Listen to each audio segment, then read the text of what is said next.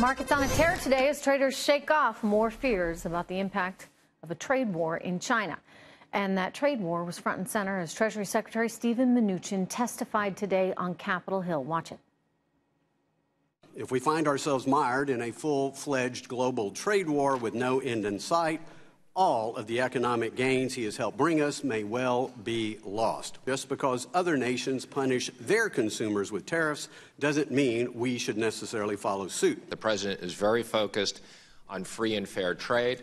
As you mentioned, at the G7, the president specifically said, let's sign a free trade agreement with no tariffs, no barriers, no subsidies. So the president is very much focused, fighting every day on having free and fair trade. Right. I mean, free trade is fair if you've actually got free trade. Well, yesterday, the Senate overwhelmingly adopted a non-binding resolution to curb the powers of President Trump to impose tariffs in the name of national security. So joining me right now is Republican Congressman Markwayne Mullin of Oklahoma with his reaction to that. Representative, what do you think of what the Senate's doing?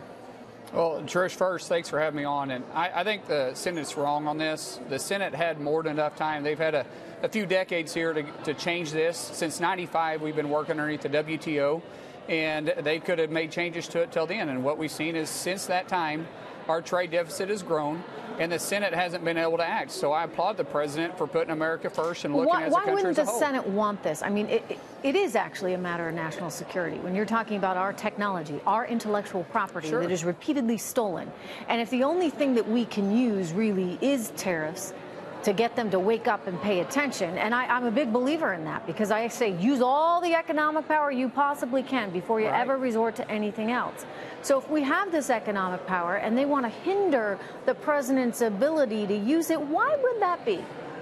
Well, I don't think they're wanting to hinder his ability. They don't want to relinquish, as they consider, power. Each senator is only responsible for their state, obviously, and that's where their interest should be. But the president his interest is over all 50 states. So they have a tendency, and we all do, all of us elected officials have a tendency to have a narrow focus. We're looking after our backyards. The president's responsibility is the entire country. And so that's why I believe the Senate is wrong on trying to rescind some of these powers. Because as I said before, Trish, they've had an opportunity to already fix this, and they were unable to act. Yeah, Representative, I'm going to go one step further. I'd like your reaction to this. I worry it's not just sort of myopic thinking about their own state. It's also very short-sighted thinking.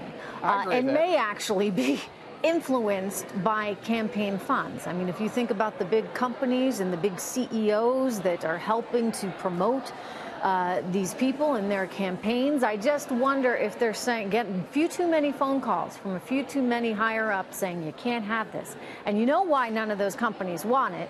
Because they care about their bottom line for the quarter or for the year. They don't think about it 5, 10, 30 years out. And strategically as a country, we ought to be. Someone's got to.